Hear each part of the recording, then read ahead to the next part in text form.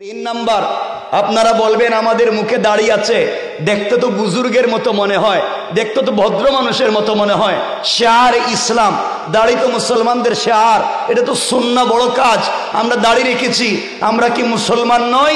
মনে রাখবেন, আপনার আমার চাইতে বহুত লম্বা দাড়ি এই জমানার হিন্দুরাও রাখে। এ কথা বলছেন না কেন? দাড়ি দিয়ে আপনি ইসলাম মাপ করবার কোনো সুযোগ নাই। আপনি বলবেন আমার মাথায় সুন্দর টুপি আছে, চমৎকার একটা পাগড়ি আছে, দেখতে তো আল্লাহর ওলির মতো মনে হয়, বুজুর্গ পাক্কা মনে হয়, আমি মনে হয় বহুত বড় ওলি। মনে রাখবেন, এই দুনিয়ার সব থেকে স্মার্ট টুপি এবং সব থেকে সুন্দর পাগড়ি পরে শিখেরা। কথা বলেন না কেন? তো ইসলাম কোন জায়গায় খুঁজতে চান? কে মুসলিম? একটু আগে যে বললেন, আপনারা বলবেন সুন্দর লম্বা জুব্বা আছে। মনে রাখবেন, সুন্দর একটা লম্বা জুব্বা এই যে আমি লাগাইছি, আপনারা মনে করতে পারেন বহুত বড় আল্লামা আর আল্লাহর ওলি মনে হয় আমি। লম্বা জুব্বা একটা লাগাইয়া দিলে, মাথায় সুন্দর একটা রুমাল দিয়া দিলে আল্লাহর ওলি হয় না? এই দুনিয়ায় সব থেকে লম্বা জুব্বা আর লম্বা রুমাল দিয়া ভাব ধরে ইহুদিরা।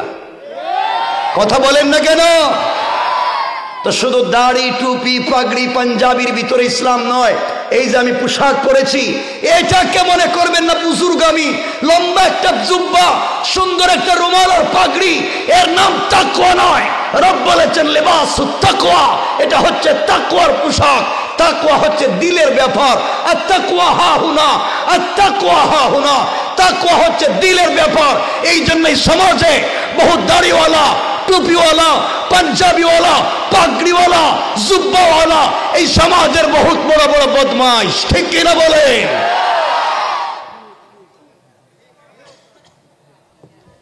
শুধু পোশাক থাকলেই মুমিন নয়।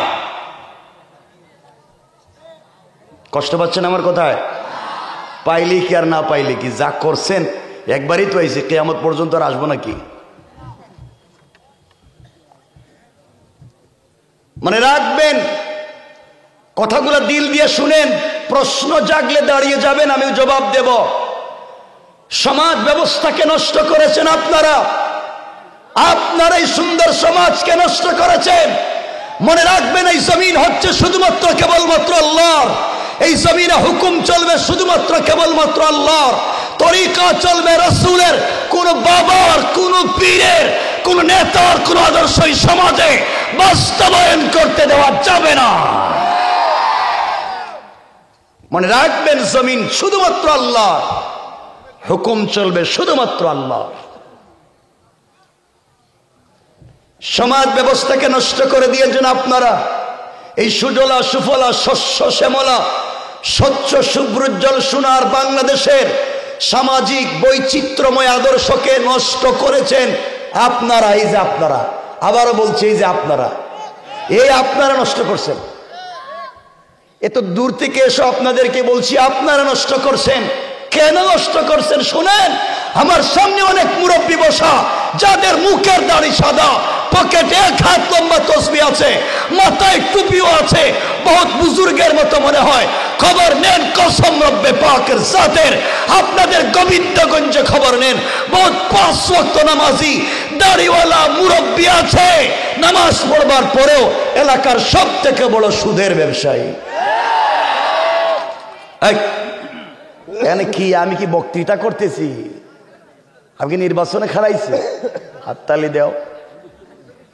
জুসের ঠেলায় হাতে উঠে গেছে তালি না? শোনো কি বলতে চাই। সমাজ ব্যবস্থাকে নষ্ট করেছেন আপনারা। বহুত মুরব্বী আছেন এখানে বসে আছেন, যারা নামাজ পড়েন ঠিকই, রোজাও রাখেন ঠিকই, দাড়িও রেখেছেন ঠিকই, কিন্তু সুদের ব্যবসা করে। আছে না নাই? আপনারা শয়তান খুঁজে পাচ্ছেন না, শয়তান খুঁজে পান। রব বলেছেন, যারা নামাজ পড়ে সুদের ব্যবসা করে তারা তাদের মায়ের সাথে জেনার মতো অপরাধ করে। যারা সুদের ব্যবসা করে তারা আল্লাহ এবং তার রাসূলের বিরুদ্ধে যুদ্ধের মতো অপরাধ করে।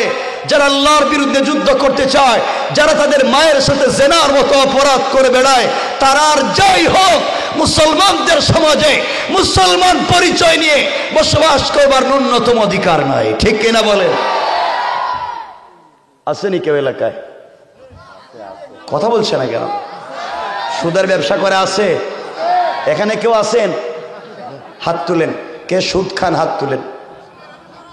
কে সুদের ব্যবসা করেন? হাত তুলেন। লজ্জা হয় এখন? তোমার কপালে ঠাডা পড়ো যদি তুমি সুদের ব্যবসা করে সমাজ নষ্ট করো। ইসলামের সমাজে সুদ চলবে না, রাসূলের তরিকায় সুদ চলবে না। আজকে সমাজ নষ্ট করে দিয়েছেন আপনারা। শয়তান মারবার জন্য মক্কায় যান, মক্কায় গিয়ে এখানে জামারাতে গিয়ে পাথর মারে, মাতে না? জামারাতে গিয়ে কঙ্কর মারে। এবার দেখলাম এক হাদি সাহেব রাগের ঠেলায় মানে জুতা খুললে মারতেছে হজে গিয়ে, মানে রাগ উঠে গেছে শয়তানদের দিকে। আরে আল্লাহ, ওখানে যে শয়তানরে মারতে গেছ ওই শয়তান জীবনে সুদ খায় নাই। কথা কোন না কেন? এই শয়তান তার জিন্দেগিতেও সুদ খায় নাই।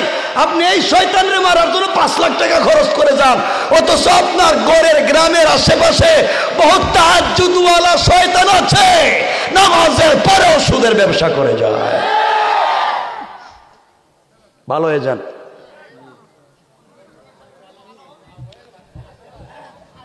খারাপ লাগতেছে মনে হয়? লাগলে আর কি, ভালো হয়ে যান। আবারও বলছি, অনেক মুরব্বী আছেন হয়তো আমার সামনে বসা, যারা আযানের পরে মসজিদে নামাজে যান না। রব বলেছেন হাইয়া আলাল ফালাহ, কল্যাণ আমার কাছে, কামিয়াবি আমার কাছে। ও বান্দা, তুই কল্যাণ চাইলে আমার কাছে আয়, কামিয়াবি চাইলে আমার কাছে আয়, সফলতা চাইলে আমার কাছে আয়। আরে গোবিন্দগঞ্জের বহুত মুরব্বী আছে যারা আযানের পরে মসজিদে নামাজে না গিয়া 4 দোকানে বসে টেলিভিশন দেখে। নাই? জোরে বলেন নাই? শয়তান কত বড় চিন্তা করছেন।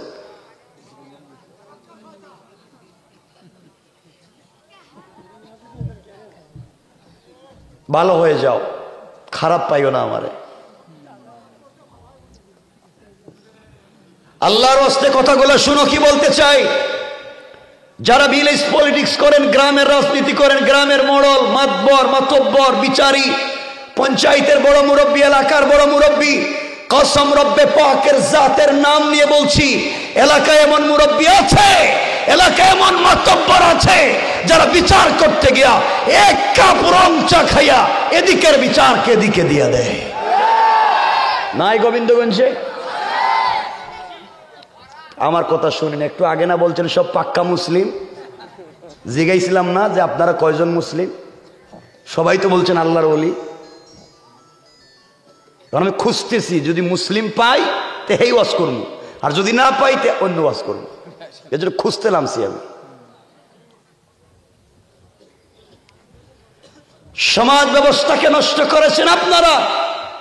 ভালো মানুষ আছে, এমন সমাজ নষ্ট হয়েছে, মুরব্বীর হাতে 1000 টাকা ধরাইয়া দিলে ডাইনের বিচারে বাম বানাইয়া দেয়। গ্রামে অনেক মুরব্বী আছে যারা 2 জনকে দিয়ে মাইর লাগাইয়া দিয়ে এর কাছ থেকে 500 লয়, এর কাছ থেকে 500 লয়। এ কথা বলেন না কেন? অনেক লোক আছে যারা একজনের রাস্তা বন্ধ করে দেয়, এর বাড়ির রাস্তা বন্ধ, এর বাড়ির রাস্তা ছোট করে দেয়, এর জায়গা জমি দখল করাইয়া দেয়। এর অর্থ হলে তোমরা দুনো পক্ষ আমার কাছে আইসা টাকা দাও, আমি শেষ করে দিই। এমন বুজুর্গ নাই এলাকায়? তাহলে শয়তান খোঁজার জন্য মক্কায় যান কেন? এই শয়তানরে চোখে দেখেন না? এটা তো অরিজিনাল টাটকা শয়তান, একবারে টাটকা।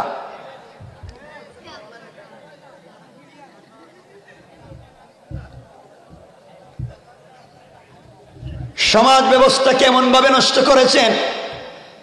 এলাকার বিধবা নারী বড় মুরব্বীর কাছে বিচার তাই চাইতে যায়, এলাকার ইয়েতিম বাচ্চারা বড় মুরব্বীর কাছে বাবার সম্পত্তি খুঁজে পাচ্ছে না। সম্পত্তি কোথায় আছে, জায়গা জমির কাগজ ঠিক নাই, বড় মুরব্বীর কাছে ইনসাফের জন্য যায়। এলাকার বড় মুরব্বী তো বিচার করে দেয় না, উল্টা বিধবার জায়গা জমি নিজের নামে, ইয়েতিমের সব সম্পত্তি নিজের নামে বুয়া জাল দলিল বানাইয়া সব দখল করে ইয়েতিমকে গ্রাম ছাড়া, বিধবাকে বাড়ি ছাড়া করে দেয়। ঠিক কিনা বলেন? নাই? ওলিয়া উলিয়া খুঁজে পাইতেছেন না আপনারা? আপনাদের কষ্ট হচ্ছে মনে হইতেছে? খারাপ লাগতেছে আমার কথাগুলা? এটা হচ্ছে সামাজিক অবক্ষয়। এই ছেলেরা,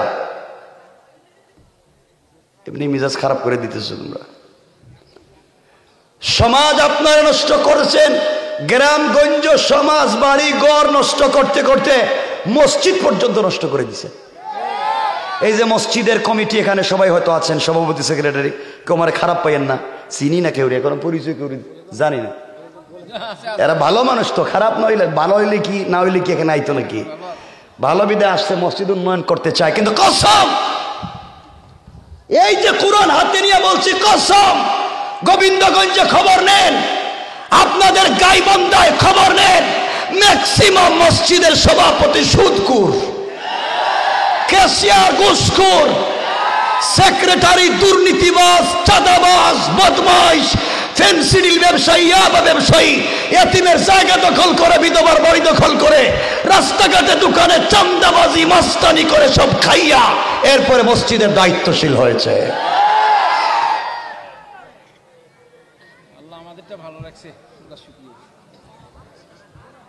কি বুঝলেন সমাজ? আপনারও বাইচা গেলেন, আল্লাহ আমারও বাঁচাইয়া দিছে, রাত্র হয়ে গেছে 12টা, আমারও বুঝ আছে তো। আরে শোনেন, আপনাদের কথায় তো আর আমি চলবো না, রব যা বলবেন তাই করব। কষ্ট হচ্ছে কথাগুলো শুনে, খুব খারাপ লাগলো, একটু হাত তুলে দেখান কারা কারা খারাপ পাইলেন।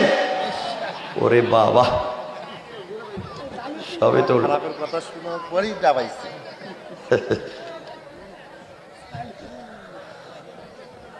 আল্লাহ আল্লাহ মাশাআল্লাহ। সমাজকে আর কেমনে নষ্ট করতে চান, আর কিভাবে সমাজকে নষ্ট করতে চান? সমাজকে এমন ভাবে আপনারা নষ্ট করেছেন, অনেক এই এলাকার হয়তো অনেক বাচ্চারা মসজিদে নামাজে যায়, আর কিছু মুরব্বী মুসল্লি আছে বাচ্চাদেরকে মসজিদ থেকে বাইর করে দেয়। এটাও আসেনি এলাকায়? আপনারা না একটু আগে বললেন অলিয়া উলিয়া, খুতুবদেরকে খুঁজতেছি, আমি খুঁজতেছি আজকে কয়জন অলিয়া উলিয়া এখানে আছে। বাচ্চারা মসজিদে নামাজে যায়, মুসল্লিরা বাইর করে দেয়। কেন বাইর করো? এক মুসল্লি যায়, দেখছে এই ছেলে তুই মসজিদে নামাজে এসছিস, বাপরে বাপ, তোর বাপরে জীবনে মসজিদে দেখলাম না, তোর দাদারে জীবনে মসজিদে দেখলাম না, তুই কেমন নামাজি মসজিদে আস? এই বেচারা লজ্জায় বাইরে গেছে, আসে না? আর কিছু মুসল্লি আছে মসজিদে গিয়া বাচ্চাদেরকে কয় বাচ্চা পিছনে যা, বাচ্চা এক কাতার পিছনে, আরেক মুসল্লি গা কয় আরেকটু যা, বাচ্চা গেছে আরেক কাতার পিছনে, আরেক মুসল্লি গা কয় ছেলে আরেকটু যা, বাচ্চা যাইতে যাইতে গেছে গা মসজিদের বারান্দায়। দূর জীবনের মসজিদে যেতাম না।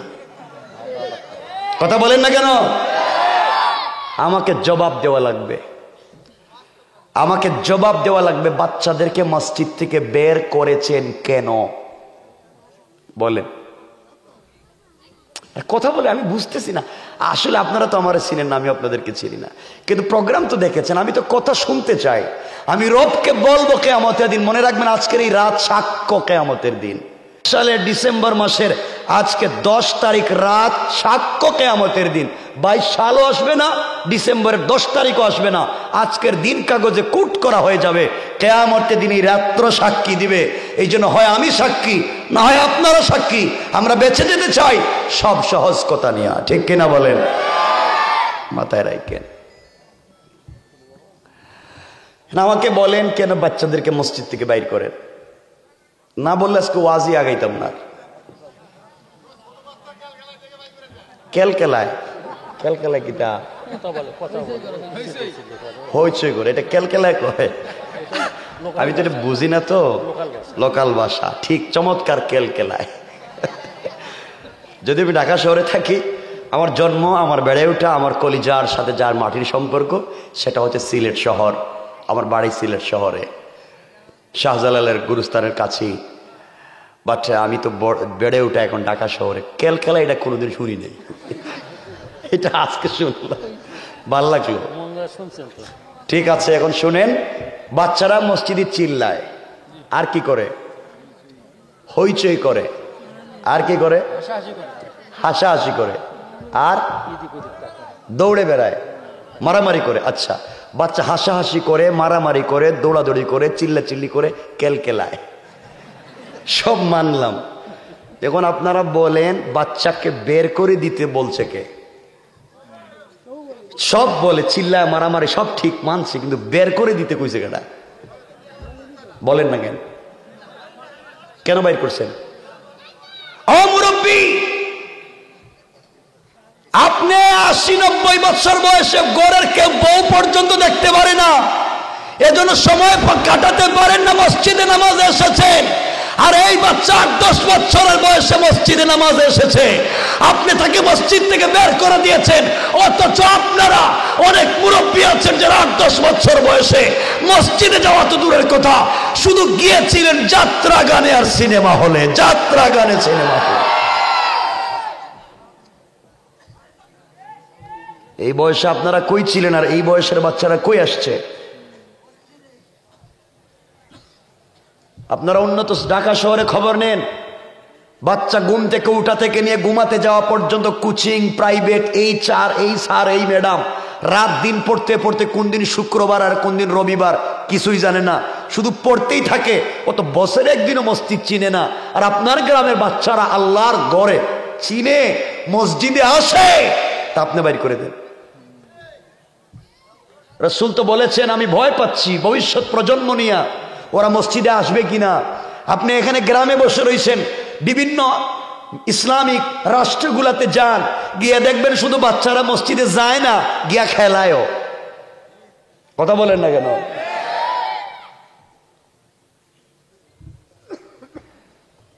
আজকের থেকে পুরা গোবিন্দগঞ্জের আপনাদের এই গিডাঙ্গাহাট এলাকার সব বাচ্চারা মসজিদে নামাজে যাবে।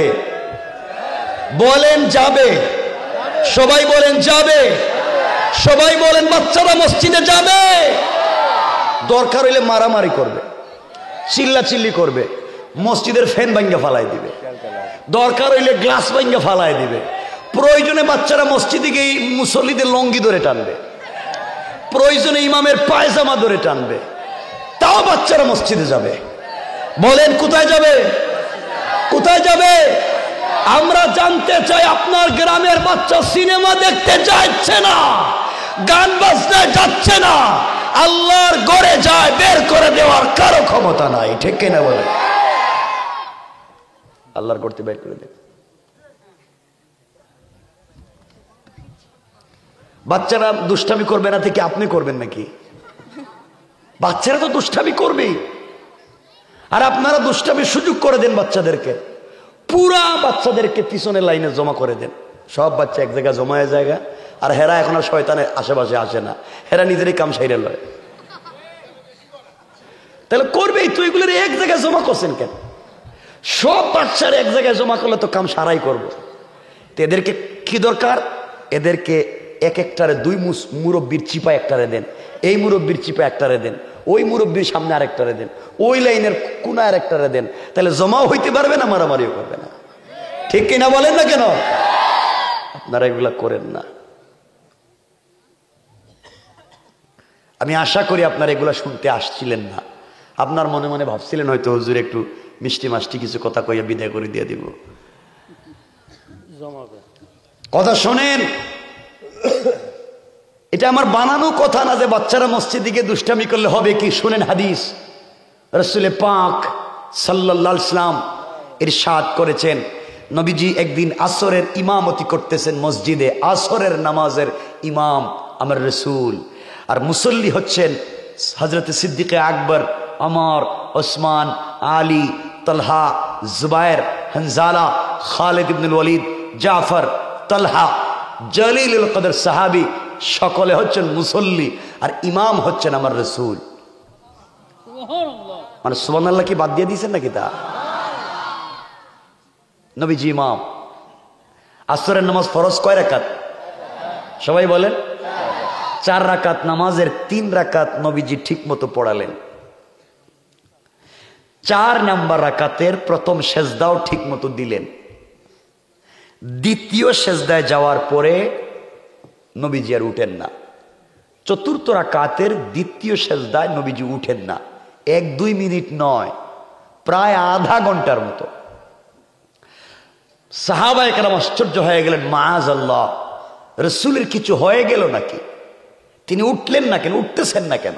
কেউ কেউ চিন্তা করতেছেন জিবরিল আমিন এসে কোনো ওয়াহি দিয়ে গেলেন নাকি, এত লম্বা হচ্ছে কেন? রাসূল পাক দীর্ঘক্ষণ পরে উঠলেন, নামাজ শেষ করলেন, সালাম ফিরালেন। সাহাবায়ে কেরাম জানতে চাইলেন, ইয়া রাসূলুল্লাহ, আমরা জানতে চাই আজকে আসরের সালাতের চতুর্থ রাকাতের দ্বিতীয় সেজদা এত লম্বা হলো কেন? ও জিবরিল কে এসেছে, আজকের থেকে কি পুরা জাতি এভাবে লম্বা করবে? কি বিষয়? নবীজি বলেন, সাহাবী কিছুই না, জিবরাইল আসছে ঠিকই, ঘটনা এটা না। ইয়া রাসূলুল্লাহ, আমরা জানতে চাই।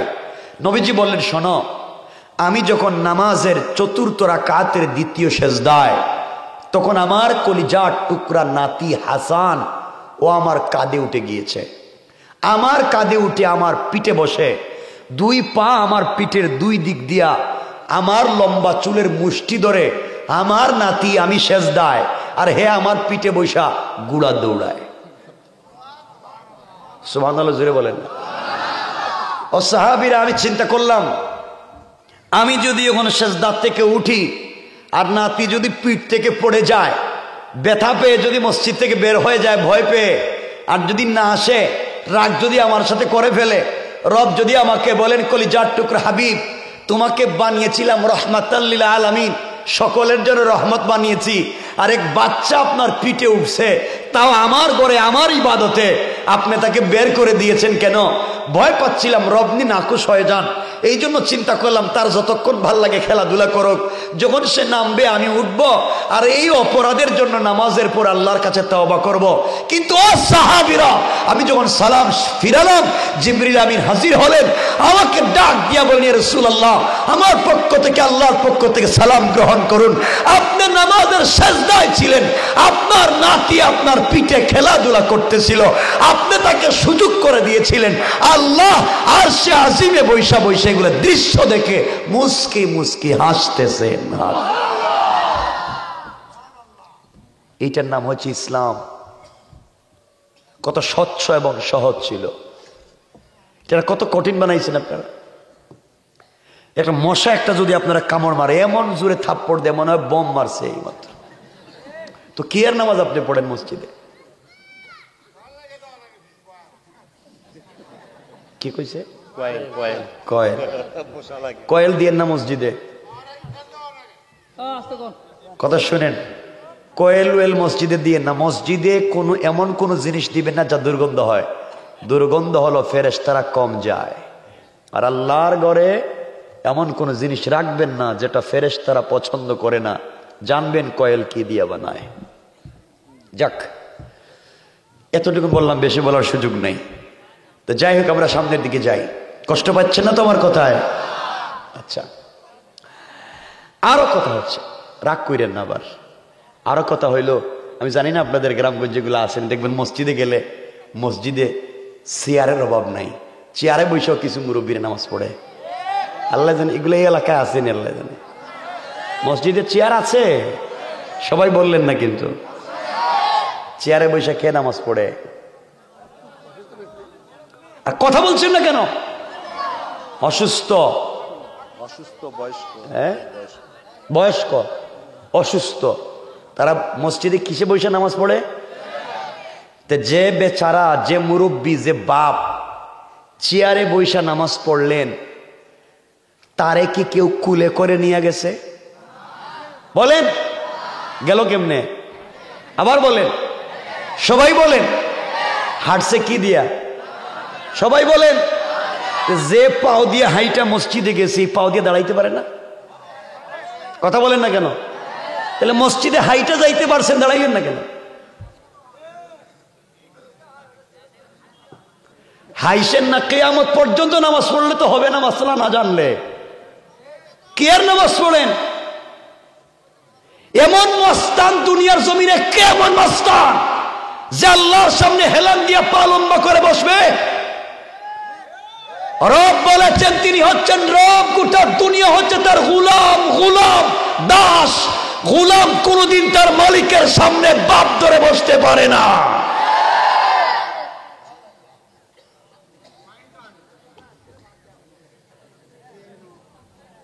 কি ইসলাম নিয়ে ঘুরতেছেন সমাজে?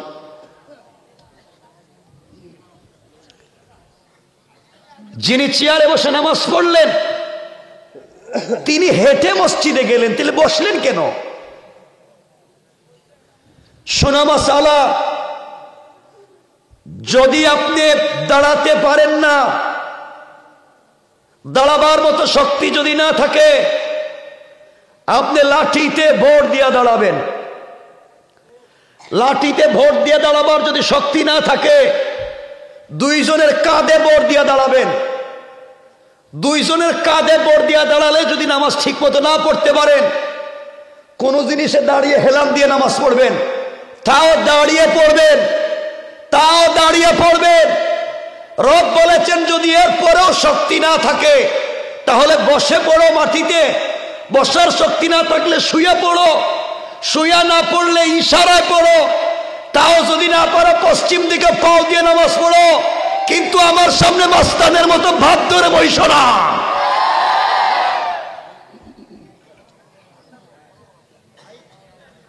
নামাজের মধ্যে দাঁড়ানো এটা সুন্নত না ফরজ? সবাই বলেন। দাঁড়ানো ফরজ বাদ দিয়ে চেয়ারে বসেন কেন?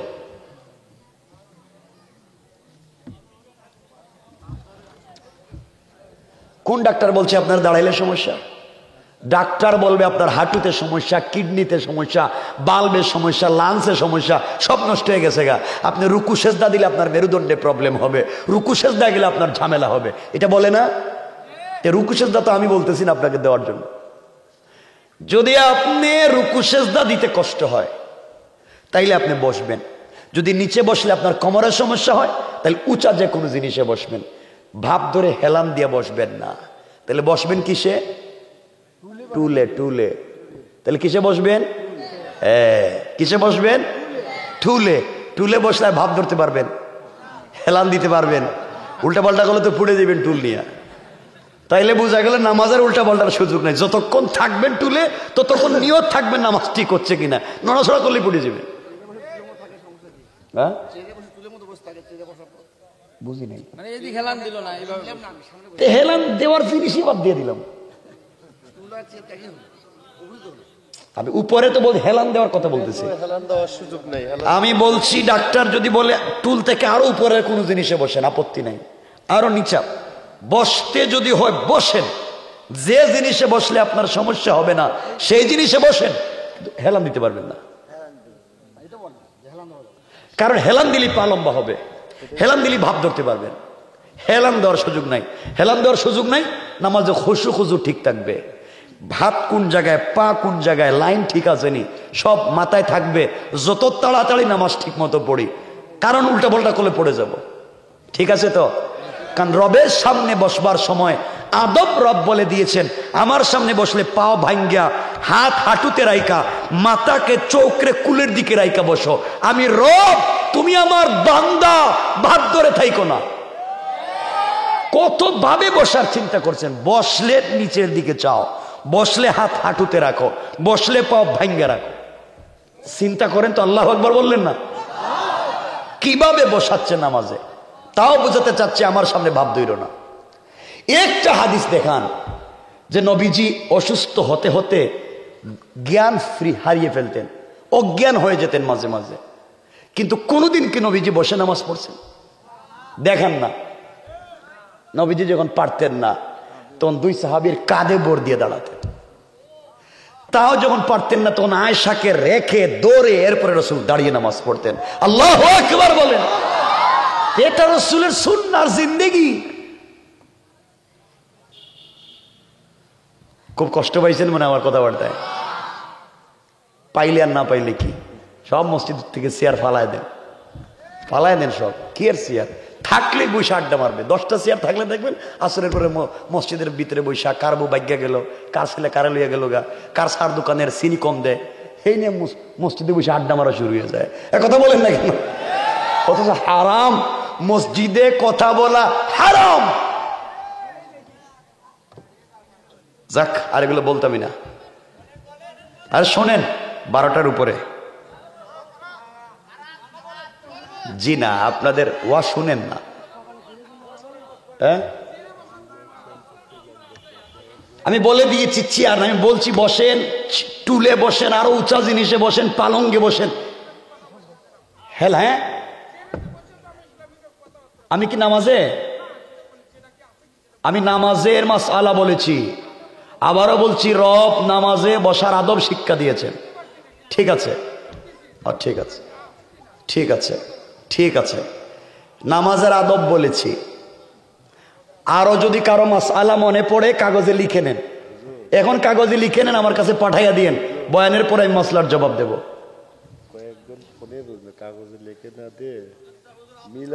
বসেন, নামাজ বয়ানের পরে বলেন, প্রশ্ন লিখে দেন। কি মিলাদ?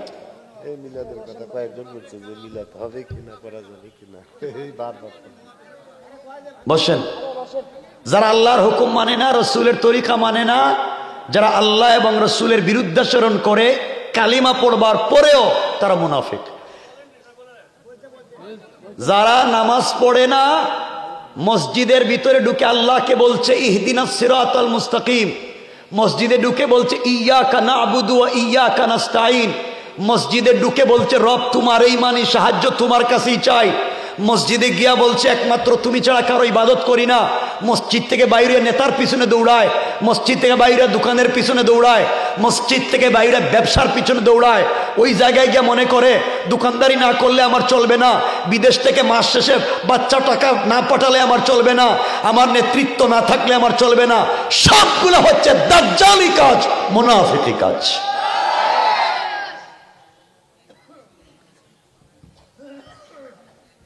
এতক্ষণ বললাম সামাজিক অবক্ষয়, বেঁচে থাকবার পথ এবং পদ্ধতি। এতক্ষণ বলছি সামাজিক অবক্ষয়, সামাজিক সমাজেগুলা ঘটে।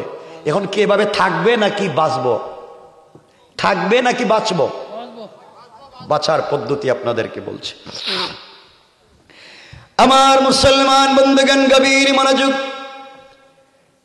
আল্লাহ রাব্বুল ইজ্জত ওয়াল জালাল आखिरी जमानार पैगम्बर सरकारे कायनात दो जहानेर सरदार नबी रहमत जनाब मुहम्मद रसूलुल्लाह सल्लल्लाहु अलैहि वसल्लम के पृथिवीर जमीने प्रेरण करे देवार परे अल्लाह रब्बुल इज्जत वल जालाल जानिए दिलेन पैगम्बरे आरबी दुनियार जमीने যারা আমি আল্লাহর গোলাম দাবি করবে, আশিক রাসূল দাবি করবে, কথাগুলা কান দিয়ে শুনেন, দিল দিয়ে শুনেন।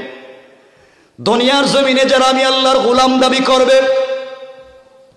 আশিক রাসূল দাবি করবে, নিজেকে মুসলমান বলে সমাজে পরিচয় দিবে, আল্লাহ বললেন তাদের এক নাম্বার গুণ, তাদের কোয়ালিটি, তাদের কন্ডিশন আমার আল্লাহ কোরআনে কারীমের 19 নম্বর পারা 25 নম্বর সূরা সূরা আল ফুরকানের 63 নম্বর আয়াত থেকে আমার আল্লাহ বললেন, আমার আল্লাহ বললেন ওয়া ইবাদুর রাহমানিল্লাযীনা ইয়ামশুনা আলাল আরদি হাওনা। আল্লাহ রাব্বুল ইজ্জত ওয়াল জালাল বললেন, মুসলমানেরা এই দুনিয়ার জমিনে যারা আমি আল্লাহর গোলাম দাবি করবে, আশিক রাসূল দাবি করবে, আমি আল্লাহর গোলাম নিজেকে মনে করবে, নিজেকে বুঝবে আমি আল্লাহর গোলাম হিসাবে দুনিয়ার জমিনে দাবি করবে, আমি আল্লাহর গোলামের এক নাম্বার গুণ হলো আমার গোলাম দুনিয়ার জমিনে কোনোদিন অহংকার করতে পারে না। আল্লাহর গোলামের এক নাম্বার গুণ অহংকার করা যাবে না। নিজে নিজের খেয়াল করেন, নিজের বুকের সঙ্গে মিলান যে আপনি কত নম্বরের অহংকারী। অহংকার করবেন না। এই গোবিন্দগঞ্জ এলাকায় যাদেরকে আল্লাহ বড় আলিম বানিয়েছেন, শেখুল হাদিস বানিয়েছেন, মুফতি মুহাদ্দিস বানিয়েছেন, খতিব বানিয়েছেন, ইউনিভার্সিটির রেক্টর বানিয়েছেন, কলেজের অধ্যক্ষ অধ্যাপক প্রফেসর বানিয়েছেন, বড় জ্ঞানী বানিয়েছেন, আপনি আপনার জ্ঞানের কারণে দুনিয়ার জমিনে অহংকার করতে পারেন না। মুআল্লিমুল মালাইকা, ফেরেশতাদের শিক্ষকের মতো মহাজ্ঞানীকে আমার আল্লাহ অহংকার করবার অপরাধে রেজিম শয়তান বানিয়ে দিয়েছে। আপনিও যদি আপনার জ্ঞানের কারণে অহংকার করেন, আমার আল্লাহ আপনাকেও শয়তান বানাইয়া দিতে আমার আল্লাহর 1 মিনিটও দেরি হবে না। কোন ঠিক কিনা? সুতরাং আমি জানি না, কেউ রাগ করবেন না, আমি এলাকা আসেনি নাই দেখি জানি না, দেখবেন কেউ যদি এলাকা একটু বড় হুজুর হয়ে যায়, সব না, আবার কেউ যদি একটু বড় এলাকার বড় হুজুর মানে একটু জাননেওয়ালা বেশি হয়ে যায়, তিনি আর পাবলিকের সালাম দেন না। হ্যাঁ, আমি সালাম দিব কেন, আমারে সালাম দেও। পাবলিক সালাম দিলে ঠিক মতো জবাবও দেয় না। বড় হুজুরের কাছে মুসাফার জন্য হাত দিলে হাত বাইর করে না, অল্প হাত দেয়, ঠান্ডা লাগতেছে। কিন্তু মুসাফার সময় যদি হাতে হাদিয়া দেন, হাদিয়া, হাদিয়া বুঝছেন নি, হাদিয়া দেন, থ্যাংক ইউ ভেরি গুড, আবার আইসো আরো দিও। আর যে দিল না, আপনি তাড়াতাড়ি যান, সিরিয়ালে আরেকজনের সুযোগ দেন। আছে না নাই? তো কের ইসলাম? আমার মুসলমান বন্ধুগণ, এই এলাকার ভিতরে যাদেরকে আল্লাহ টাকার মালিক বানিয়েছেন, মিল ফ্যাক্টরির মালিক বানিয়েছেন, সম্পদের মালিক বানিয়েছেন, গাড়ির মালিক, বাড়ির মালিক বানিয়েছেন, আপনি আপনার সম্পত্তির কারণে অহংকার করতে পারেন না। আল্লাহ আপনাকে টাকার মালিক বানিয়েছে। আপনি যদি আপনার টাকার কারণে দুনিয়ার জমিনে অহংকার করেন, আমার আল্লাহ চাইলে 1 মিনিটের ভিতরে 10 তলার থেকে থাবড়াইয়া গাছতলায় নামাইয়া দিতে আমার আল্লাহর 1 মিনিটও দেরি হবে না। গোবিন্দগঞ্জের মানুষ, আল্লাহ আপনাদেরকে হয়তো কোটি টাকার মালিক বানিয়েছে। শহরে আপনার বাড়ি আছে, ঢাকা শহরে আপনার বাড়ি আছে, আপনি গ্রামের বাড়িতে আসতেছেন, আপনার গাড়ি রেঞ্জ রোভার, আপনার গাড়ি প্রাডো, আপনার গাড়ি হেরিয়ার, কোটি টাকা দামের গাড়ি দৌড়াইয়া বাড়িতে আসতেছেন। রাস্তায় আসার পথে আপনার গাড়ি কোনো জায়গায় জ্যামে পড়ে গিয়েছে।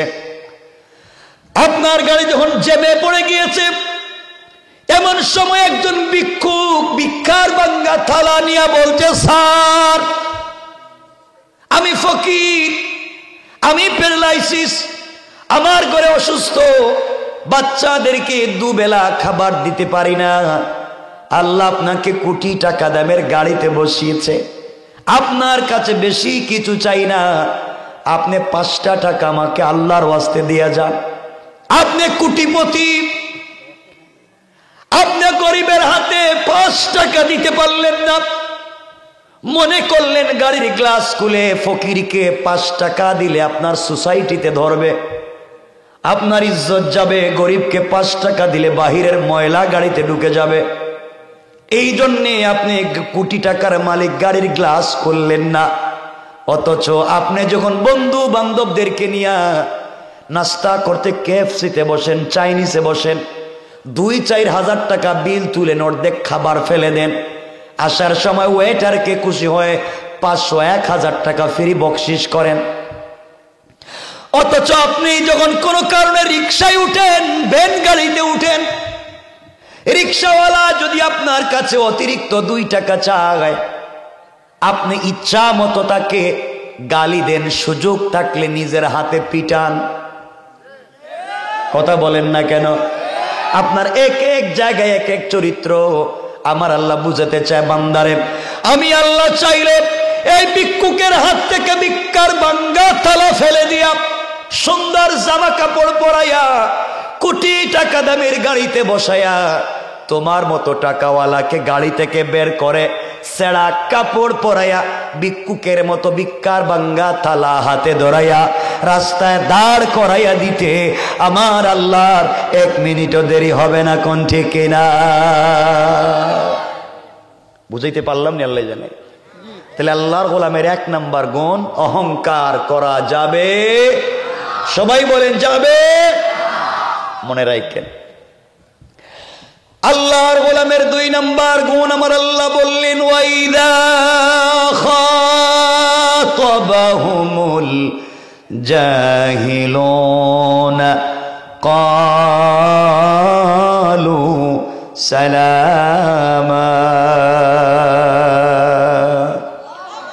আল্লাহ রাব্বুল ইজ্জতুল জালাল বললেন, মুসলমানেরা, এই দুনিয়ার জমিনে যারা আমি আল্লাহর গোলাম দাবি করবে, আশিক রাসূল দাবি করবে, আমি আল্লাহর গোলামের 2 নাম্বার গুণ হলো, আমার গোলামকে কেউ গালি দিলে গালির জবাব দেওয়া যাবে না, আঘাত করলে আঘাতের জবাব দেওয়া যাবে না, গীবত শিকায়ত করলে জবাব দেওয়া যাবে না।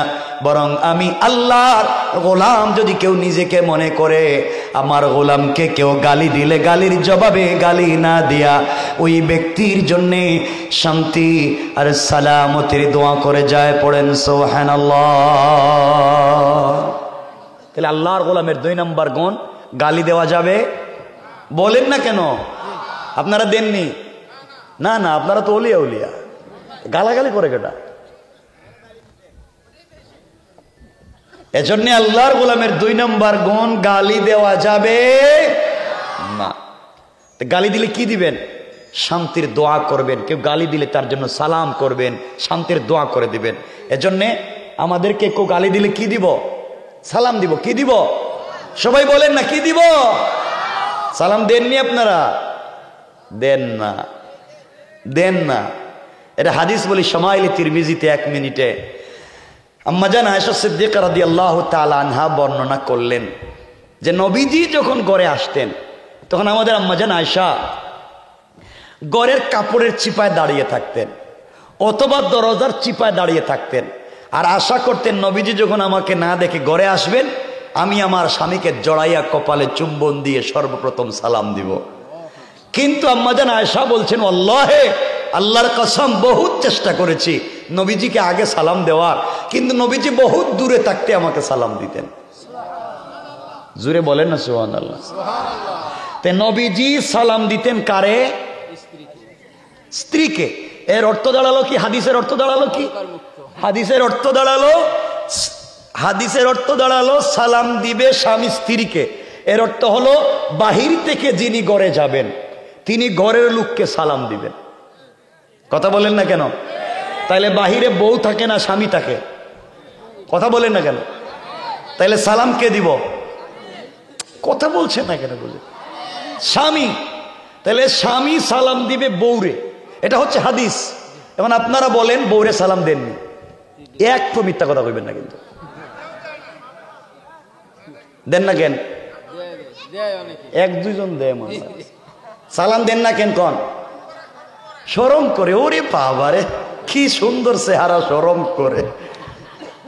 শরম করে সালাম দিতে।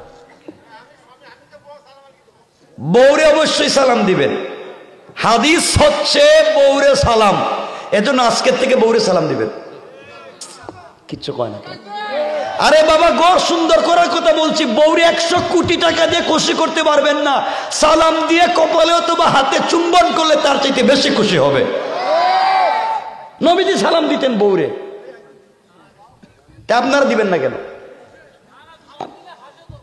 হাসবে কেন? এই যে ঘরের ভিতরে ইসলাম নাই, বুঝেন না? আজকে বউরে সালাম দিবেন। যারা বিয়ে করছো আজকে ঘরে গিয়া দরজায় দাঁড়াইয়া এভাবে বলবা, বউ আসসালামু আলাইকুম ওয়া রাহমাতুল্লাহ। বউ কইব, মা হেরে আজকে কোন ভূতে ধরলো, জীবনে সালাম দেন, আজকে দেখি সালাম দিচ্ছে। আপনি বলবেন ভূতে ধরে নাই, ওয়াজ কাজে লাগছে, আমল কর। নবীজি আম্মাজান আয়েশা গোশতের টুকরা মুখে নিয়ে চাবাইয়া রেখে দিতেন। নবীজি এই গোশতের টুকরা মুখের ভিতরে নিয়ে চাবাইতেন। সুবহানাল্লাহ বললেন না? আর আপনার বউ যদি মুখের ভিতরে গোশত নিয়ে কয়, স্বামীরে কয়টা খাও, তা আমার মনে থাবড়াইয়ার দাঁত ফালাই দিব। ও তোমার মুখের খানা খাইতাম করে কি বিয়ে করছিল? ঠিক না? এটাও কই ঠিক? কি বুঝলাম না। এরা তো মায়ের করবো বউর সাথে দেখতেছি, এরা তো বউরে মাইরা ফেলাই দিব দেখতেছি। কি শুরু করছে এরা? এরা তো বউ পিঠা দেখতেছে। এজন্য বউরে নিজের মাঝে মাঝে নিজের হাতে খাওয়াইবেন। বলেন সকলে ইনশাআল্লাহ। আপনাদেরকে আমার চিনা আছে, আপনারা তো বউরে খাওয়াইতে পারেন না, আপনারা খাওয়াইতে পারবেন পাশের বাড়ির বাবিরে। ঠিক কিনা বলেন? আর জানা আছে কি জিনিসের আল্লাহ জানে। আল্লাহর ওয়াস্তে সংক্ষেপ করে, এ ভাই গেল কই? আসেনি পিছিয়ে আমার 12:30 হয়ে গেছে, আমি রেখে দেবো কিন্তু। না, লাগিচ্ছের কোনো অর্থ নাই, লাগিচ্ছে লুগিচ্ছে দিয়ে হবে না। আপনারা এমনি আমাকে 10টায় দিতেন, আমি 12:30 পর্যন্ত কথা বলতাম, 2.5 ঘন্টা কথা বলতাম না। এ আসিচ্ছে আর যাচ্ছি নাকি? বসেন, কষ্ট হচ্ছে? একটু হাত দেখান, কারা কারা কষ্ট পান নাই? আরে পান নাই বলছি রে বাবা, হাত ওঠান, জোরে বলে নারে তাকবীর, জোরে বলে লিল্লাহে তাকবীর। বুঝতেছি না এদের আওয়াজের অবস্থা ভালো না।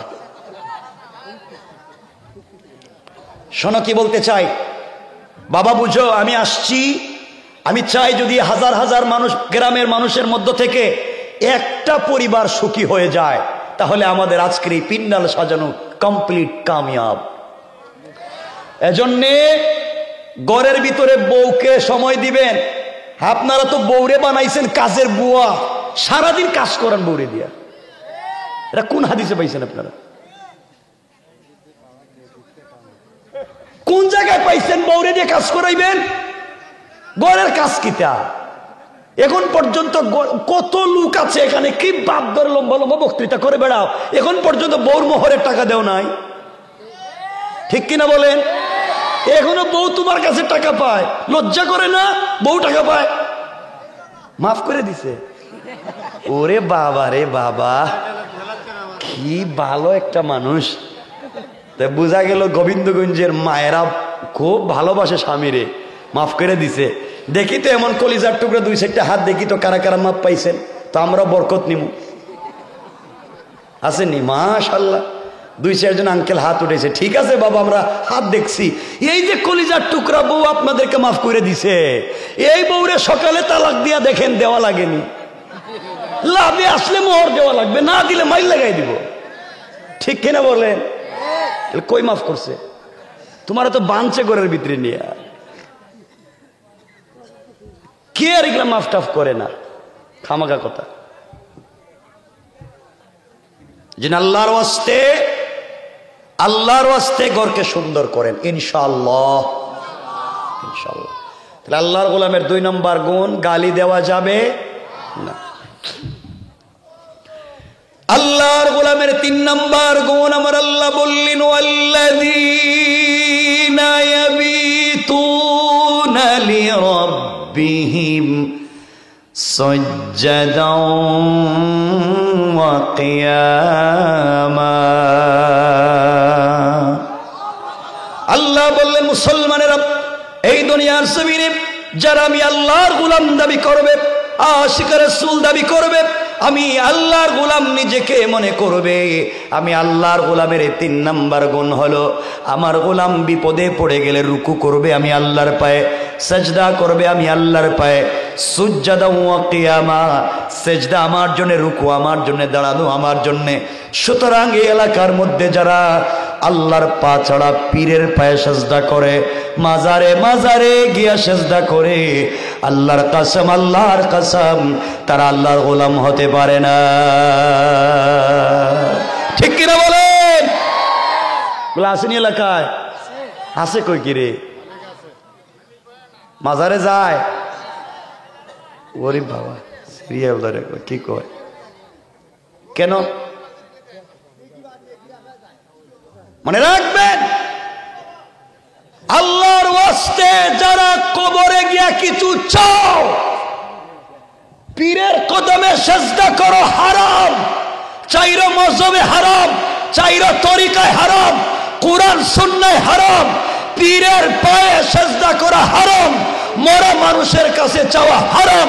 যারা চাইলো ইন্নাহু মাইয়ুশরিক বিল্লাহ, তারা রবের সাথে শরীক করলো, ফাকাদ হারামাল্লাহু আলাইহিল জান্নাহ, আজীবনের মতো জান্নাত হারাম করলো, ওয়া মাওয়াহুন নার, তার অনন্তকালের ঠিকানা জাহান্নাম বানালো, ওয়া মা লিয-যালিমিনা মিন আনসার, কিয়ামতের দিন কোনো সাহায্যকারী নাই। আর কেমনে বুঝাইলে বুঝবেন?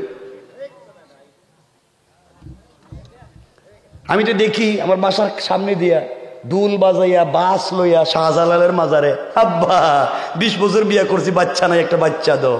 তোমার কপালে ঠাডা পড়ো, শাহজালালের কাছে বাচ্চা চাও, শাহজালাল তো বিয়াও করে নাই। এ কথা কোন না কেন?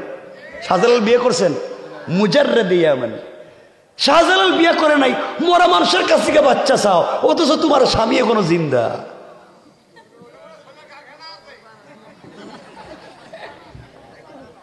সব হারাম, শাহজালাল জবরদস্ত আল্লাহর ওয়ালি, কোনো সন্দেহ নাই। শাহপরান জবরদস্ত আল্লাহর ওয়ালি, কোনো সন্দেহ নাই।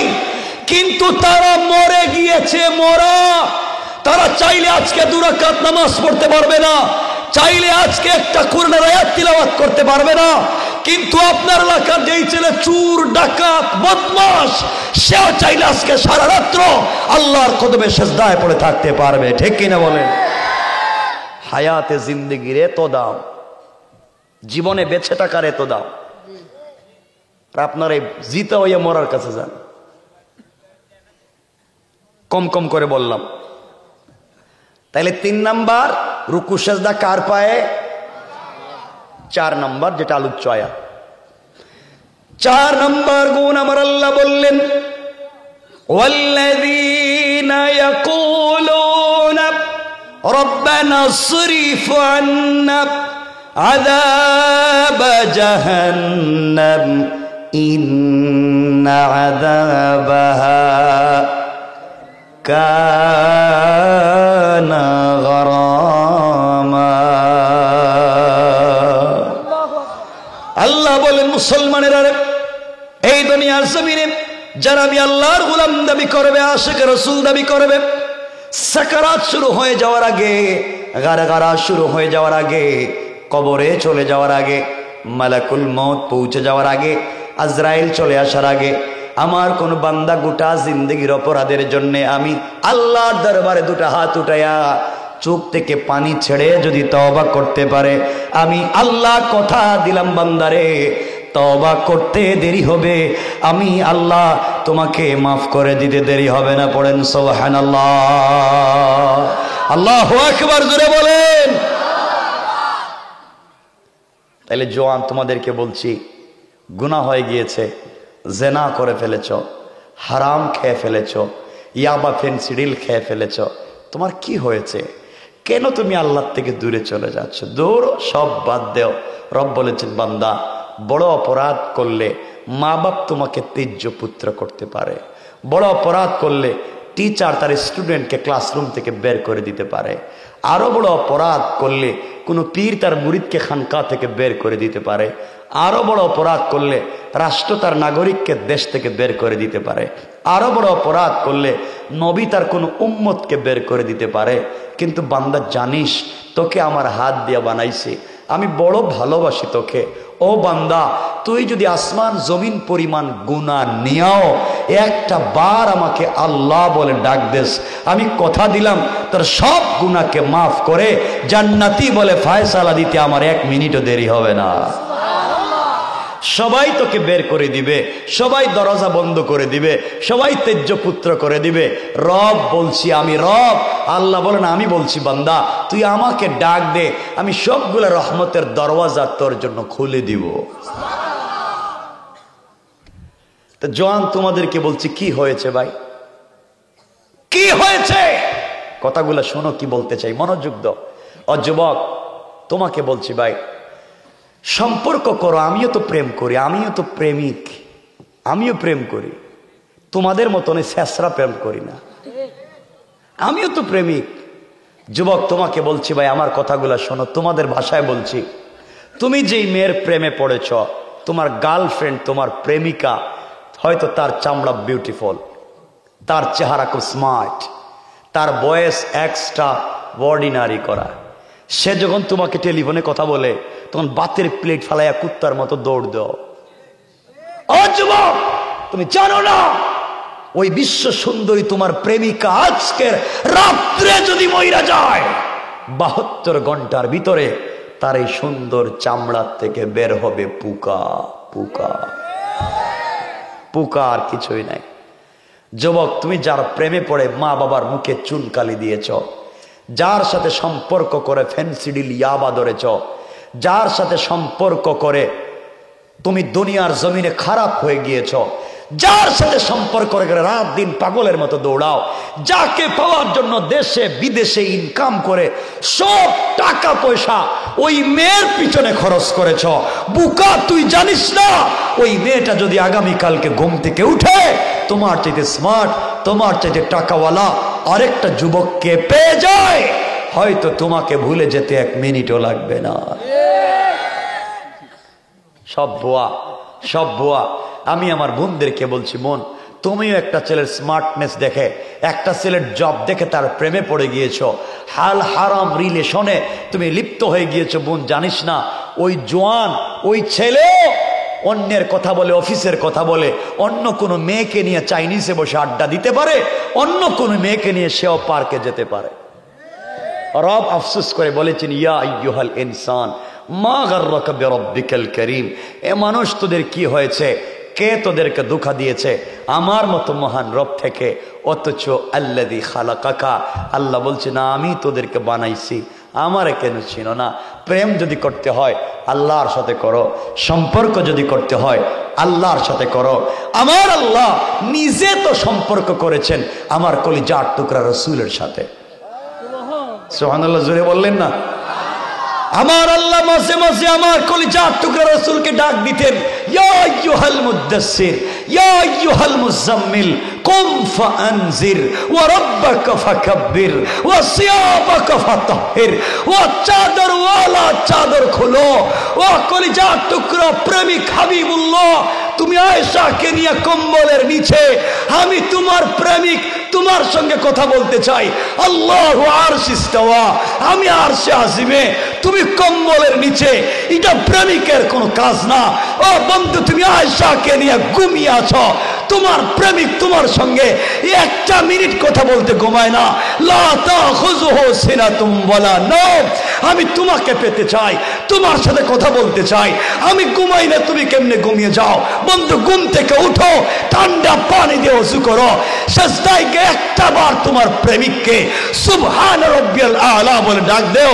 আমি কথা দিলাম আরশে আজিমে থাকবো না, সাথে সাথে তোমার ঘরের দরজায় হাজির হয়ে যাব। হাজির। রব তো তার নাম, তুমি কেমনে সে রবকে বলে যাও? রব তো সে তোমাকে খুঁজে। ও জওয়ানেরা শোনো, একদিন তোমাদের এলাকার চৌধুরী বাড়ির চৌধুরী বাড়ি থাকবে, চৌধুরী থাকবেন না। জমিদারের জমিদার বাড়ি থাকবে, জমিদার থাকবেন না। একদিন টাকাওয়ালার বাড়ি থাকবে, টাকাওয়ালা থাকবেন না। একদিন চেয়ারম্যানের চেয়ারম্যান বাড়ি থাকবে, চেয়ারম্যান থাকবেন না। একদিন আপনার রক্ত পানি করা টাকায় বানানো বাড়ি থাকবে, থাকবেন না শুধু আপনি। আপনি কেমনে তুমি রবকে বলে যাও? কেমনে তুমি ভুল পথে চলে যাও? এই জন্য আল্লাহর ওয়াস্তে আমরা ভুল পথে যাব না। ইনশাআল্লাহ বললেন না? বলেন না ইনশাআল্লাহ? আমরা রাখবো সাথে আল কোরআন। আমি লম্বা করবো না, রাখবো সাথে কি? সবাই বলেন কি? আল কোরআন। আল কোরআন সাথে থাকলে রব কোরআনে কারীমের 13 নম্বর পারা 14 নম্বর সূরা ইব্রাহিমের প্রথম আয়াতে বলছেন, আলিফ লাম রা কিতাবুন আনজালনাহু ইলাইকা লিতুখরিজান নাসা মিনাজ যুলুমাতি ইলান নূর। রব বলেছেন কোরআন একটা ম্যাগনেট, কোরআন একটা চুম্বক, কোরআন একটা লাইট। তোমরা সিস্টেমে কোরআন নামক লাইটকে অন্ধকারে লাগাইয়া দাও, সমাজে অন্ধকার থাকবে না, আলোকিত করে দিবেন কে?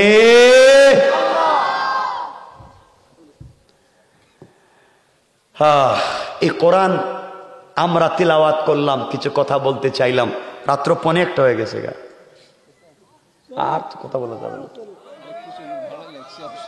আরে না রে বাবা, 1টা হয়ে যাইতেছে তো। আরে বাবা, এটা কি ঘুমাইছো না? এই কোনা থেকে করতে পারিল ওটা বাপ না? কষ্ট হচ্ছে? অসুবিধা হয়? আসলাম। তাইলে 1 নম্বর গুণ অহংকার করা যাবে না, 2 নম্বর গালি দেওয়া যাবে না, 3 নম্বর রুকু সেজদা কার পায়ে, 4 নম্বর বিপদে পড়ে গেলে তাওবা করব কার কাছে? আল্লাহ বলছেন কেউ শুনবে না। গুনাহ তো তুমি করেছো, জেনা তো তুমি করেছো, ঘুষ তো তুমি খেয়েছো, ফেন্সিডিল তো তুমি খেয়েছো, পাবলিক তো জানে না। রাত্রেবেলা আমার কাছে আয়, আমি কথা দিলাম কেউ জানবে না, আমি তোমাকে মাফ করে দেব। যাব কার কাছে? সবাই বলেন। কোরআন যদি সাথে থাকে কেমনে বাঁচবেন সেদিকে আপনাদেরকে নিয়ে যাই। সংক্ষেপ, কেউ উঠবেন না, কিন্তু একজন উঠবেন, রেখে দিব, রেখে দিব কিন্তু। আমার মুসলমান বন্ধুগণ, গভীর মনোযোগ, এবার বুঝবেন এই কোরআন সাথে থাকলে লাভ কি। আমার পয়গম্বর আখেরি জামানার নবী দ্বীনের দাওয়াত যখন দেওয়া শুরু করে দিলেন, ঘটনা বলবো না, কি বলতে চাই শোনেন। কোরআন সাথে থাকলে লাভ কি। এখানে এমন কি কেউ আছেন যার দুশ্মন নাই? কেউ আসেনি দুশ্মন নাই আপনার? সবার দুশ্মন আছে, কম বেশ সবার দুশ্মন আছে। আপনি দুশ্মন থেকে বাঁচবার জন্য তাবিজ কবজ করেন, ঠিক না? আল্লাহ দিলেন কোরআন। দেখেন, রাগ করবেন না, হুজুর যারা আছেন আল্লাহর রাস্তায় দুহাত জোড় করে বলছি, বাপ আমিও তোমাদের মতো হুজুর, রাগ করেন না কেউ আমার কথায়। কোরআন শরীফ আল্লাহ দিছিলেন, কোরআন শরীফ দিছিলেন সমাজের পরিবর্তন করবার জন্য। আমরা এই কোরআন শরীফে বানাইছি মক্তবে বাচ্চাদের পড়াবার বই। কোরআন শরীফ বাচ্চারা মক্তবে পড়ে। কোরআন শরীফে বানাইছি জানাজার জিয়ারত করার বই। কোরআন শরীফে বানাইছি শবে বরাত আর শবে কদর খতম পড়ার বই। কোরআন শরীফে বানাইছি কে মইরা গেলে তার বাড়িতে 10 জন মিলে খতম পড়ে 300 টাকা করে পাওয়ার বই। কোরআনকে বানিয়েছি রমজান মাসে তারাবি পড়াবার বই। কোরআনকে বানিয়েছি তাবিজ আর কবজ দেওয়ার বই। কথা কোন দেখেন। অথচ রব বলেছেন physiology, biology, chemist, druggist, science, arts, algebra, জ্যামিতি, অর্থনীতি, লসাগু, গোসাগু, social science, medical science, general science যা আছে রব বলেছেন তিবিয়ানান লিকুল্লি শাই, সব কিছুর পূর্ণাঙ্গ বর্ণনা দিয়ে, সব কিছুর পূর্ণাঙ্গ সমাধান দিয়ে আমি 30 পারা কোরআন নাজিল করেছি। পড়েন সুবহানাল্লাহ। আরে কোরআনরে বানাইছেন কি আপনারা? হুজুরও তো ভালো, কিছু ছেলে আছে হুজুরের কাছে যায়, হুজুর আমি ওই যে বল্টুর মেয়েরে পছন্দ করি, বল্টুর মেয়ে, হ্যাঁ আমার তো বিয়ে দিবেন, একটা তাবিজ দেন না কেন? গরম তাবিজ দেন যেন মেয়েও পাগল হয়, মেয়ের মা বাপও পাগল হয়ে যায়। আমি মিথ্যা বলতেছি? দেয় না এই তাবিজ গুলো? দেয় না? দেয় না? কোন দেয় না? দেয় তাবিজ নিয়ে হুজুরকে আমার 200 টাকা বেশি দিও, দিতেছি গরম তাবিজ। এমন গরম তাবিজ দেয়, একটা রাখবা বালিশের নিচে, একটা কম্বলের নিচে, আরেকটা কোন জায়গা, আরেকটা রাখবা বিছানার নিচে, আরেকটা রাখবা পানিতে ভিজে খাওয়াইবা, তো কলজাটা ঠান্ডা হইব, আর আরেকটা ওই যে আগুনি দিয়ে জ্বালাইবা, তাহলে ভিতরে জ্বলবো, আর আরেকটা তাবিজ যে লেখছো তোমার কপালে ঠাড়া পড়ার জন্য। এটা লিখতে কইছে কেডা? এই জিনিস করতে কইছে কে? সম্ভব। আপনার আমার দুশ্মনের অভাব নয়। রব বলেছেন দুশ্মন 1 কোটি বোমা নিয়ে তোমার সামনে দাঁড়াইছে, 1 কোটি অস্ত্র নিয়ে তোমার সামনে দাঁড়াইছে, বাদ দেও, কোরআন তিলাওয়াত করো। আমি রব বলেছি কোরআন থেকে বাঁচাইয়া দেব। আল্লাহু আকবার বলেন। আজকে শিখাইয়া দিলাম, দেখেন কেমনে। 2টা কথা বলবো, শেষ করে দেব। আমার মুসলমান বন্ধুগণ, গভীর মনোযোগ। আল্লাহর পয়গম্বর আখেরি জামানার নবী, সরকারে কায়নাত, দো জাহানের সরদার, নবী রহমত জনাবে মুহাম্মদুর রাসূলুল্লাহ সাল্লাল্লাহু আলাইহি ওয়াসাল্লাম দ্বীনের দাওয়াত দিতে লাগলেন, কোরআনের কথা বলতে লাগলেন। আস্তে আস্তে পরিবারের লোকেরা দুশ্মন হয়ে গেল। এক পর্যায়ে মূল ঘটনায় যাব না, আবু লাহাব নবীজির বিরুদ্ধে আপন চাচা লেগে গিয়েছে। আবু লাহাবের স্ত্রী উম্মে জামিল নবীজির পিছনে লেগে গিয়েছে। আমার নবীজি কলিজার টুকরা সাহাবী সিদ্দিকে আকবরকে সঙ্গে নিয়ে কাবা চত্বরে পৌঁছে গেলেন। দেখেন কোরআন কেমনে আপনাকে বাঁচাইয়া দেয়। যুবকেরা শুনে রাখো, ভয় পাইও না চলার পথে। চলার পথে কোনো ভয় নাই। তোমার বিরুদ্ধে গোটা দুনিয়া যদি চলে যায়, কোরআন যদি তোমার সাথে থাকে, রব বলেছেন গোটা দুনিয়ার সামনে কোরআনওয়ালা বান্দাকে হেফাজতের জিম্মাদার আমি আল্লাহ। আমার নবীজি সিদ্দিকে আকবরকে নিয়ে কাবা চত্বরে পৌঁছে গেলেন। নবীজি শুয়ে পড়লেন, সিদ্দিকে আকবর বসে পড়লেন। আমার নবীজি সিদ্দিকে আকবরের রানের উপরে মাথা রেখে শুয়ে আছে। এমন সময়ে আবু বকর সিদ্দিক আমার নবীর চেহারা মুবারকের দিকে তাকায়। আমার নবীর চেহারা মুবারকের দিকে তাকিয়ে সিদ্ধান্তে পৌঁছে গেলেন, আসমানের তারকা কল্পনা করে, আসমানের চন্দ্র কল্পনা করে, আসমানের সূর্য তাকায় আর দেখে আর চিন্তা করে আমার রানের উপরে যে মাথা রেখে শুয়ে আছে আমার নবীর চেহারা আসমানের চন্দ্র সূর্য তারকার চাইতে আর বেশি সুন্দর দেখা যায়। হঠাৎ করে সিদ্দিকে আকবর তাকে দেখে একজন মহিলা সামন দিকে দেখা যায়, হাতের মধ্যে পাথর নিয়ে আসতেছে, কাঁধের মধ্যে পাথরের বস্তা রয়েছে। সিদ্দিকে আকবর বুঝতে পারলেন নবীজিকে মারবার জন্য আসতেছে।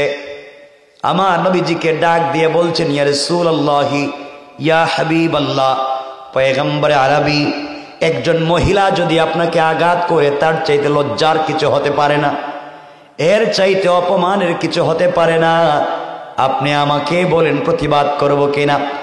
আমার নবী জবাব দিলেন, আবু বকর রে, কে আমাকে মারবার জন্য আসবে আমি জানতে চাই না, রব আমাকে বলে দিয়েছেন। ও বন্ধু আমার, দুনিয়ার জমিনে কেউ যদি আপনাকে আঘাত করতে চায়, কেউ যদি আপনাকে মারতে চায়, কেউ যদি আপনার বিরুদ্ধে দাঁড়িয়ে যায়, আপনি আমার কোরআন থেকে তেলাওয়াত শুধু করবেন, আমি আল্লাহ কাফের থেকে বাঁচায়া দেওয়ার জিম্মাদারি নিয়ে নিলাম। এক পর্যায়ে মহিলা কাছে পৌঁছে গেল। আবু বকর তাকে দেখে নেই মহিলার কেউ না, আবু লাহাবের স্ত্রী উম্মে জামিল, নবীজির আপন চাচী এবং বিয়াইন। সিদ্দিক আকবর বলছেন, ইয়া রাসূলুল্লাহ, উম্মে জামিল আসছে আপনাকে মারবার জন্য, কথাগুলা বুঝেন কি বুঝাতে চাই। নবীজি বলেন, আবু বকর চিন্তার কোনো কারণ নাই, আল্লাহ আমাদেরকে বাঁচাবেন। এই কথা বলে আমার নবীজি কোরআন থেকে তেলাওয়াত করতে লাগলেন। আবু বকর বলেন, আমি বসে আছি, আমার রসুল আমার রানের উপরে মাথা রেখে শুয়ে আছেন, দুইটা চোখ দিয়ে রসুলকে দেখি, দুইটা কান দিয়ে নবীজির তেলাওয়াত শুনি। এমন সময় উম্মে জামিল সোজাসুজি নবীজির সিনা বরাবর দাঁড়িয়ে গেল, আমার নবীজির বুকের সামনে দাঁড়িয়ে উম্মে জামিল আবু বকরকে ডাক দিয়ে বলছে, আবু বকর রে, তুমি কাবা চত্বরে একা একা বসে বসে কি করো? তোমার বন্ধু মুহাম্মদ ইবনে আব্দুল্লাহ কোথায়? তুমি এখানে একা একা কেন? সে গেল কোথায়? মক্কায় কোথাও তাকে খুঁজে পেলাম না। আবু বকর আশ্চর্য হয়ে গেলেন, বলে কি? আমি দেখি আমার নবীজি আমার রানে মাথা রেখে শুয়ে আছেন, নবীজির তেলাওয়াত শুনি, চোখ দিয়ে দেখি উম্মে জামিল নবীজির সামনে দাঁড়াইয়া নবীজিকে দেখে না, ব্যাপার কি? তিনি বললেন, উম্মে জামিল রে, নবীজি আমার সামনে দাঁড়িয়ে মুহাম্মদ ইবনে আব্দুল্লাহকে খুঁজো, তোমার ভাতিজা এবং বিয়াই, তুমি খুঁজে দেখো না কোথায় আছে। উম্মে জামিল পুরা কাবা চত্বর খুঁজে নবীজিকে পেল না। আবার নবীজির সামনে দাঁড়াইয়া আবু বকরকে ডাক দিয়ে বলছে, আবু বকর বলো না, মুহাম্মদ ইবনে আব্দুল্লাহ কোথায়? আমার বিয়াই কোথায়? পাই না কেন? আর ডাক দিয়ে বলছে, আবু বকর, মুহাম্মদকে জানাইয়া দিও, আমি যদি তাকে কোথাও পাই আস্ত রাখবো না, জমিন থেকে উঠাইয়া দিব। এইভাবে হুমকি দিয়ে উম্মে জামিল যখন চলে যায়, আবু বকর আশ্চর্য হয়ে মুচকি হাসে, ব্যাপার কি? আমি দেখি নবীজি তার সামনে শুয়ে আছেন, তার তেলাওয়াত আমি শুনি, কিন্তু উম্মে জামিল নবীজিকে দেখেও না, শুনেও না, ব্যাপার কি? চিৎকার করে গালি দিয়ে উম্মে জামিল যখন চলে গেল,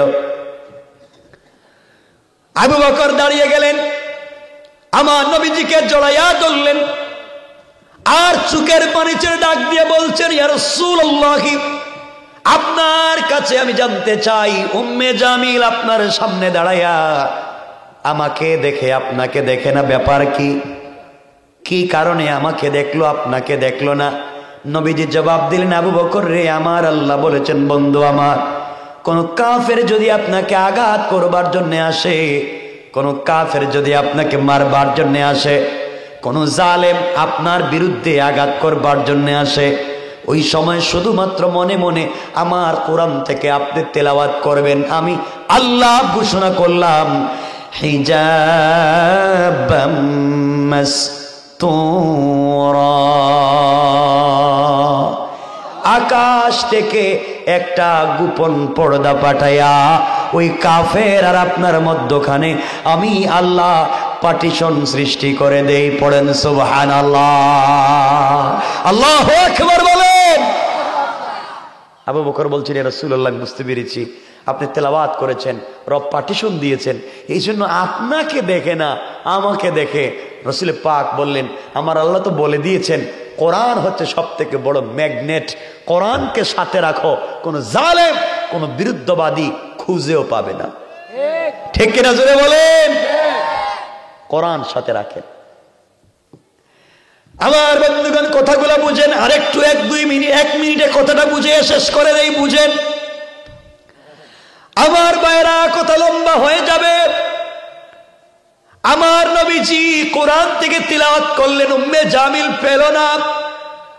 আমরাও যদি এভাবে কোরআন থেকে তেলাওয়াত করি, আমাদেরকেও আমাদের বিরুদ্ধে যারা তারাও খুঁজে পাবে না। কিন্তু আমাদের গেজা হালাল না, মুখের জবান পবিত্র না, আমরা যা খাই পেটে দেই হালাল না, এই জন্য আমাদের দোয়া কবুল হয় না।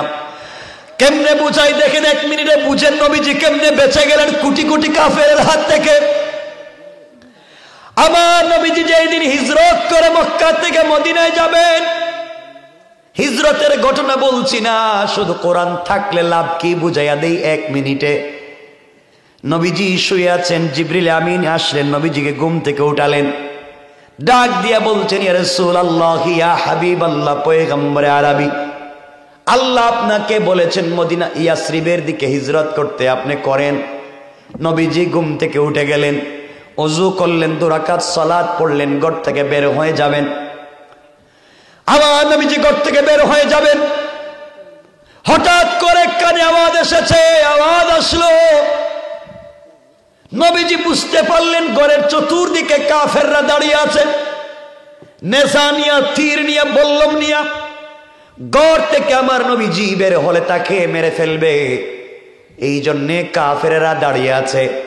আমার নবীজি আল্লাহকে বলছেন, আল্লাহ, এটা কেমন বিচার? আপনি গভীর রাত্রে আমাকে জিবরিল আমিনের মাধ্যমে ঘুম থেকে উঠায়া আমাকে বললেন হিজরত করে ইয়াসরিবে যেতে, ওদিকে কাফেররা আমার ঘর বেষ্টন করে রেখে দিয়েছে, তুমি কি দেখো না? আল্লাহ, আমি তো ঘর থেকে বের হলে কাফেররা মেরে ফেলবে।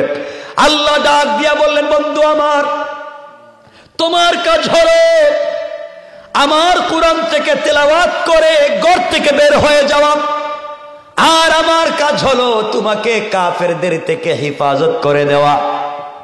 বন্ধুগণ আমার নবীজি ঘর থেকে বের হয়ে দরজার সামনে পৌঁছে গেলেন, আল্লাহকে ডাক দিয়ে বলছেন, আল্লাহ তাআলা, আপনি তো বলেছেন আমাকে বাঁচাবেন, আমি বিশ্বাস করি, এটা আমি ভালো করে জানি, ওয়ালাকিন লিয়াতমাইন্না কলবি, কিন্তু অন্তরে প্রশান্তি পাচ্ছি না, কেমনে বাঁচাবেন? আমি যদি কিছুটা বুঝতে পারতাম, এটা প্রোটেক্ট দেন না কেন, আমি যেন নিজেকে বাঁচাতে পারি, আত্মরক্ষা করতে পারি। আল্লাহ বলেন, বন্ধুরে, তুমি যদি এতবার করে বলছো, তাহলে শোনো, কঙ্কর নেও, অথবা বালি নেও, অথবা পাথর নেও, এক মুষ্টি কঙ্কর বালি হাতে নিয়া আমার কোরআন থেকে তেলাওয়াত করে ওখানে ফু দিয়া দরজা খুলে সামনের দিকে নিক্ষেপ করে দিবা, ঘর থেকে বের হয়ে গেলে তোমাকে দেখবে না।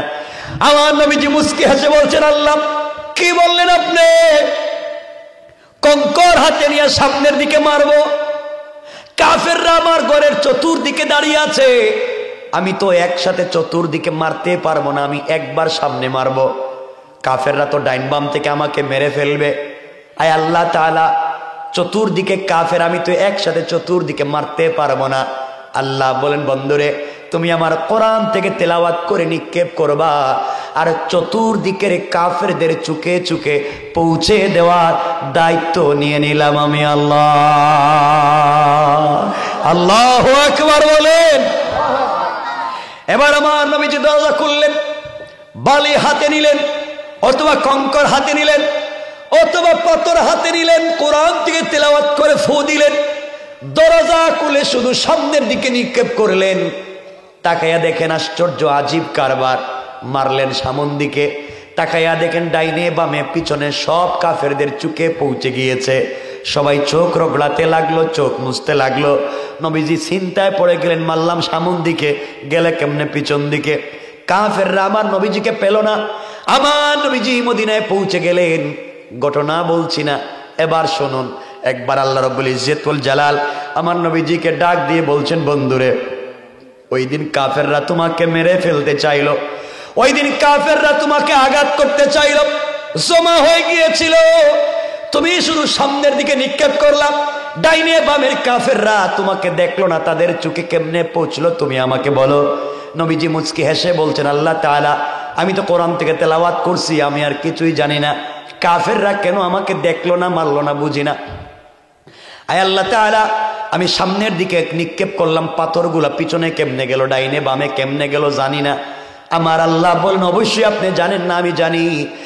এই কথা বলে আমার আল্লাহ বললেন, ওয়ামা রামাইতা ইযা রামাইতা ওয়ালাকিন্নাল্লাহা রামা।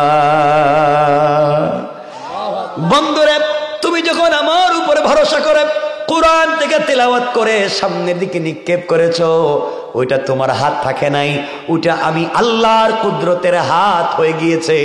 আর আমি আল্লাহ আমার হাতের মাধ্যমে সকল কাফেরদের চোখে চোখে পৌঁছে দিয়েছি। কোন সুবহানাল্লাহ, আল্লাহু আকবার।